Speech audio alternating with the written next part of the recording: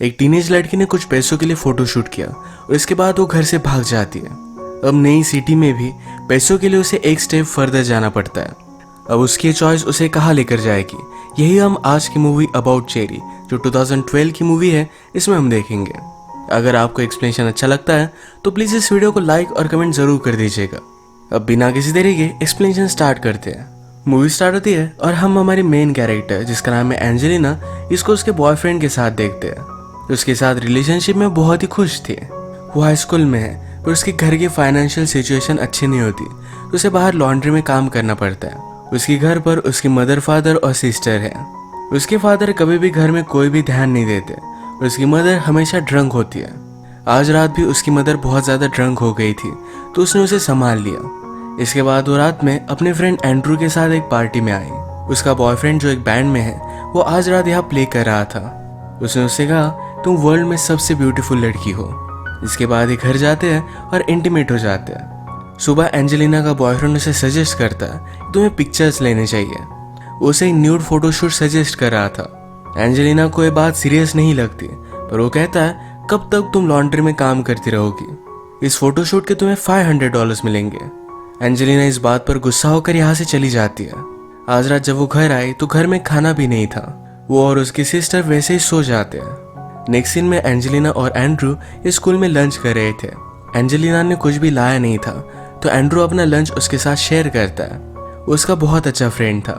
आज एंजेलिना ने सोचा और वो फोटोशूट करने के लिए रेडी थी क्योंकि उसे पैसों की ज़रूरत है। वो इन सब से निकलना चाहती है। वो लोकेशन पर पहुंची और फोटोशूट करने वाले का नाम था वान। वान उसे कहता है कि तुम्हें एक फ़ोटोशूट के मैं $300 दूंगा। एंजेलिना ने कहा कि मैं सिर्फ एक ही फ़ोटोशूट करने वाली हूँ और इसके मुझे $500 चाहिए। वो इसके बिना मानने नहीं वाली थी तो वॉन को उसे उतने सारे पैसे देने ही पड़े और इसके बाद ये फोटोशूट स्टार्ट होता है। एंजेलिना ने इसमें बहुत अच्छे से परफॉर्म किया था।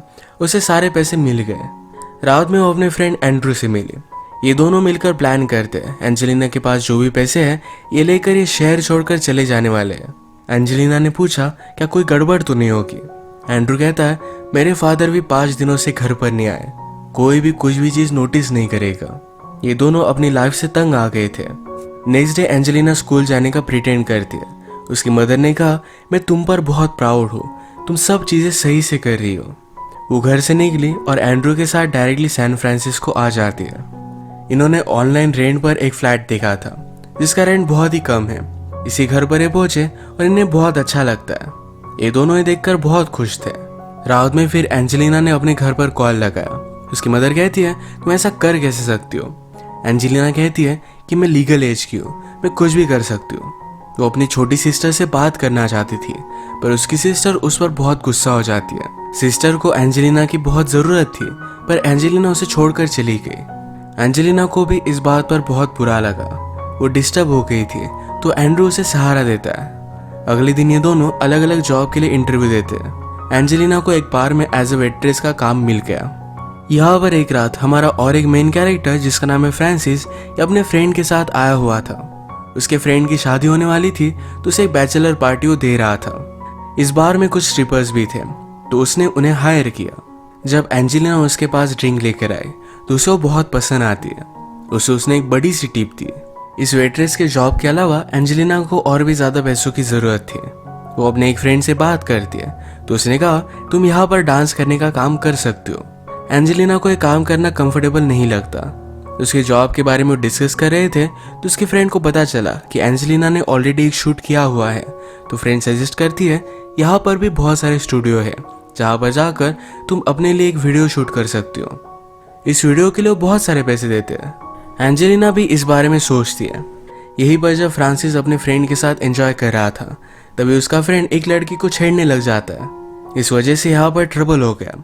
उसका फ्रेंड बहुत ज़्यादा ड्रंक हो गया था तो फ्रांसिस उसे बाहर लेकर गया। एंजेलिना के सामने ये सब हुआ। वो नहीं चाहता था कि एंजेलिना उसे कुछ गलत समझे तो फ्रांसिस उसके पास गया, उसे अपने फ्रेंड के लिए सॉरी कहा। एंजेलिना उसे अपने फ्रेंड को संभालने के लिए कहती है। इसी के पैरेलल में एंड्रू भी अपने फ्रेंड के साथ एक पार्टी में गया हुआ था। यहाँ इन पार्टीज में जो भी होता है ये एंड्रू को बहुत सही लगा। उसे सिटी बहुत पसंद आ रही थी। वो रात में जब एंजेलिना के पास आया तो बहुत ज़्यादा खुश था। उसे अपने पार्टी के बारे में सब कुछ बताता है। एंजेलिना एंड्रू से कहती है तुम एक बहुत अच्छे लड़के हो, तुम्हें एक बहुत अच्छी लड़की मिलेगी जो वर्ल्ड की सबसे लकी लड़की होगी। एंड्रू कहता है कि शायद वो लड़की मुझे मिल चुकी है पर मुझे पहचान ही नहीं पाती। एक्चुअल में एंड्रू एंजेलिना से बहुत प्यार करता था पर वो कभी भी ये बात रियलाइज नहीं करती। अगले दिन एंजेलिना वीडियो शूट के स्टूडियो पर आई। यहाँ पर सब कुछ चीज़ें बहुत ही प्रोफेशनल थी, एक प्रोफेशनल कॉन्ट्रैक्ट था, सब चीज़ों को क्लियर कर दिया जा रहा था।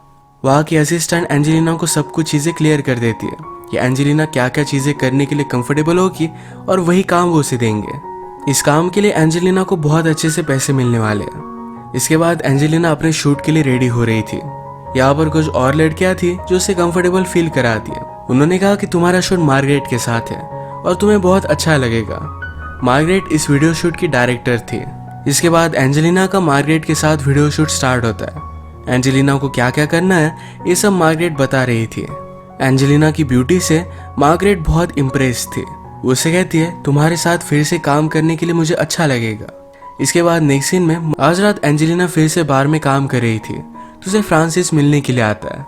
वो एक मैगजीन पढ़ रही थी जिसमें कुछ आर्ट है तो फ्रांसिस ने इसके बारे में उससे पूछा। वो कहता है कि आर्ट एग्जीबिशन होने वाला है, ये तुम्हें पर्सनली जाकर देखना चाहिए, तुम्हें बहुत अच्छा लगेगा। एंजेलिना उसे इतना ज़्यादा भाव नहीं देती, पूछती है क्या तुम्हें कुछ ड्रिंक चाहिए। फ्रांसिस ने कहा कि जो ड्रिंक तुम्हें अच्छा लगे वो मुझे सर्व कर दो। ड्रिंक देते वक्त वो उसके ड्रिंक में थूक देती है। फ्रांसिस ने यही ड्रिंक कर लिया। इस पर एंजेलिना ने हंस दिया और इसके बाद इनकी बातचीत स्टार्ट हो गई थी। एक दिन फ्रांसिस ने एंजेलिना को डेट के लिए पूछा और वो इसके लिए एक्साइटेड थी। एक्चुअल में आज रात एंजेलिना और एंड्रू का मूवी देखने का प्लान था पर फ्रांसिस के साथ डेट पर जाने के लिए वो एंड्रू का प्लान कैंसिल कर देती है। बेचारे एंड्रू को बुरा लगा। इस डेट पर फ्रांसिस एंजेलिना को उसी आर्ट एग्जीबिशन में लेकर आया था जिसकी पेंटिंग एंजेलिना मैगजीन में देख रही थी। यहाँ फ्रांसिस ने एंजेलिना को इसके आर्टिस्ट से मिलवाया। एक्चुअल में ये फ्रांसिस की मदर ही थी। मदर को पता था कि एंजेलिना क्या काम करती है, उसे रिस्पेक्ट नहीं देती और वहाँ से चली गई। फ्रांसिस एंजेलिना को सॉरी कहता है। उसने कहा मेरी मदर को मुझे कुछ भी बताना नहीं चाहिए था। एंजेलिना कहती है तुमने जो भी किया ठीक किया, एटलीस्ट तुम मुझे छुपा तो नहीं रहे, मैं जैसी हूँ उसी तरीके से तुम मुझे एक्सेप्ट कर रहे हो। इसके बाद फ्रांसिस एंजेलिना को एक प्राइवेट पेंटिंग दिखाने के लिए लेकर आता है। फ्रांसिस के पास कुछ ड्रग्स थे, ये उसने खुद ने लिए और एंजेलिना को भी देता है। उसने कहा कि मुझे भी पेंटिंग करना बहुत अच्छा लगता था। उसने इसके क्लासेस वगैरह सब कुछ लिए थे पर उसके टीचर ने उससे कहा कि आर्टिस्ट बनना बहुत ही हार्ड होता है, तुम 10 साल स्ट्रगल करोगे और उसके बाद तुम्हें पता चलेगा तुम्हारे पास टैलेंट है भी या नहीं। फ्रांसिस के लिए करना हार्ड था तो अब वो उसकी जगह पर लॉयर बन चुका था। वैसे भी अपनी लाइफ से वो खुश है, इस तरीके से प्रिटेंड करता है। एंजेलिना को उसके लिए बुरा लगा। इसके बाद ये दोनों रूफ पर आए, एक दूसरे को किस करते हैं। नेक्स्ट सीन में हम देखते हैं कि वीडियो डायरेक्टर मार्गरेट ये एंजेलिना की फोटोज देख रही थी। एक्चुअल में उसे बहुत पसंद आई थी। ये जब वो देख रही थी तो उसकी गर्लफ्रेंड ने नोटिस किया जिसका नाम था जिलियन। जिलियन कहती है कि एंजेलिना की एज बहुत ही कम लगती है, इस तरीके का उसका फोटोशूट करना ये बहुत ही गलत है। मार्गरेट ने कहा कि उसकी एज सही है, कोई भी वरी मत करो। जिलियन को पता था कि मार्गरेट झूठ कह रही है। अगली रात जब मार्गरेट अपने फ्रेंड्स के साथ एक बार में आई हुई थी, यहीं पर वो एंजेलिना को नोटिस करती है और उसको बार बार देख रही थी। उसकी फ्रेंड ने ये सब चीज नोटिस की। मार्गरेट जब घर पर आई तो जिलियन उससे बात करती है, कहती है कल रात तुम जिस लड़की का फोटोशूट देख रही थी ये तुमने नहीं किया था। उसे लगता है कि मार्गरेट उससे कुछ छुपा रही है। मार्गरेट ने कहा कि मेरा प्रोफेशन है, मुझे ये सब चीजें स्टडी करनी पड़ती है।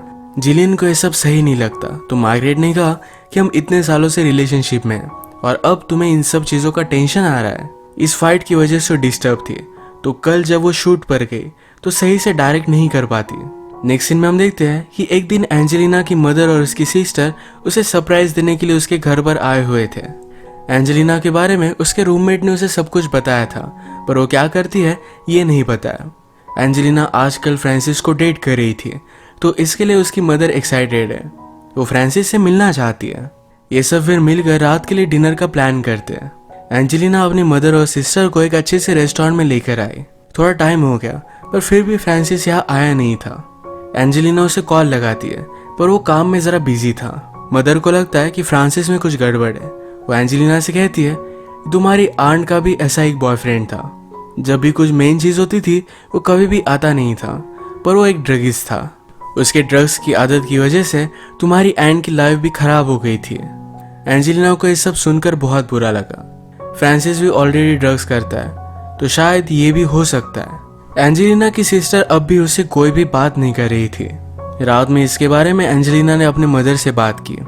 मदर ने कहा कि आजकल उसकी तबीयत ठीक नहीं है। पिछले 6 मंथ से उसके पेट में दर्द होता है। हमारे पास कोई भी इंश्योरेंस नहीं तो मैं उसे हॉस्पिटल में नहीं लेकर जा सकती।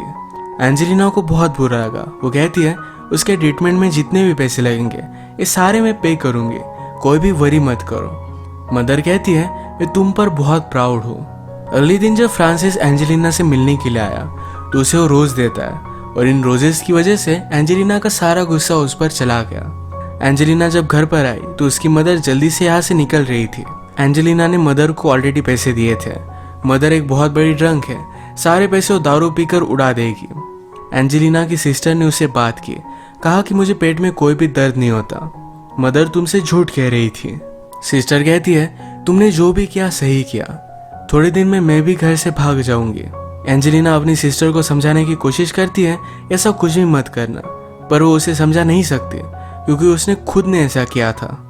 इसके बाद नेक्स्ट सीन में हम देखते हैं मार्गरेट जिलियन की ऑफिस की पार्टी में उसके साथ आई हुई थी। यहाँ पर एक कोवर्कर के साथ वो बात कर रहे थे। जिलियन का कोवर्कर मार्गरेट से पूछता है कि तुम क्या करती हो। इस पर जिलियन ने आंसर दिया कि वो न्यूड वीडियो शूट करती है। वो मार्गरेट को जलील करना चाहती थी। इस पर इन दोनों में फाइट हो जाती है। ये एक दूसरे पर गुस्सा हो रहे थे पर घर आने के बाद इंटीमेट हो गए। इसके बाद नेक्स्ट सीन में एंड्रू और एंजेलिना ये पूरा दिन एक साथ स्पेंड करते पार्क में आए और एक जगह पर बैठे थे। एंजेलिना कहती है कि फ्रांसिस को मैं बहुत लाइक करती हूँ। उसने एंड्रू को एक बड़ी सी बिल्डिंग दिखाई जहाँ पर फ्रांसिस रहता है। वो आजकल सोच रही थी कि किसी आदमी के साथ वीडियो बनाए। एंड्रू कहता है कि ये बहुत ही अलग होगा। एंजेलिना ये करे ये उसे सही नहीं लगता। अगले दिन जब मार्गरेट उठी तो जिलियन वहां से जा चुकी थी। बिना कुछ कहे उसने उससे ब्रेकअप कर लिया है। जैसे कि हमें पता है कि फ्रांसिस को ड्रग की आदत है। अपने ड्रग डीलर के पास वो लेने के लिए गया पर वहां पर वो नहीं था। वो आसपास पूछने की कोशिश करता है पर इस तरीके से ड्रग डीलर के बारे में पूछना एक गलत बात है, तो इस वजह से फ्रांसिस को बहुत मारा जाता है। अब एंजेलिना ने डिसाइड कर लिया था कि वो एक आदमी के साथ वीडियो शूट करेगी। ये शूट कर कर वो वापस आए। फ्रांसिस को आज बहुत मारा था तो इस वजह से वो डिस्टर्ब था। वो एंजेलिना को लेकर भी बहुत सारी चीजें सोचता है। उसने उसे डायरेक्टली कहा कि जो तुम काम करती हो ये बहुत ही घटिया काम है। एंजेलिना कहती है कि तुम जो भी करते हो इससे मुझे कोई भी प्रॉब्लम नहीं है, जैसा उसका ड्रग्स करना। उसकी लाइफ बहुत ही घटिया है पर फिर भी सब कुछ चीज़ों एडजस्ट करती है। इन दोनों में झगड़ा हो गया और वो ब्रेकअप कर लेते हैं। फ्रांसिस जब उसे घर लेकर जा रहा था तो घर जाते जाते ही वो ड्रग्स में था तो इस वजह से एक्सीडेंट हो जाता है। एंजेलिना को वैसे ही छोड़कर वहां से भाग गया। वैसे एंजेलिना को भी ज्यादा चोट आई नहीं थी। इस सब इंसिडेंट की वजह से अब इनकी रिलेशनशिप रिकवर नहीं हो सकती। एंजेलिना जब घर पर आई तो एंड्रू उसकी वीडियो देख रहा था। ये देखकर वो उस पर बहुत चिल्लाती है। वो अब उसके साथ नहीं रह सकती थी। एंड्रू कहता है कि इसमें मेरी कोई भी गलती नहीं है। तुम हमेशा मुझे सिर्फ तुम्हारे एक पेट की तरह ट्रीट करती हो। हम एक दूसरे के साथ इतना अच्छा टाइम स्पेंड करते हैं और तुम हमेशा मुझे इग्नोर कर देती हो। एंड्रू ने कहा ये सारा वर्ल्ड तुम्हें देख सकता है और मुझे ही देखना अलाउड नहीं, ऐसा क्यों?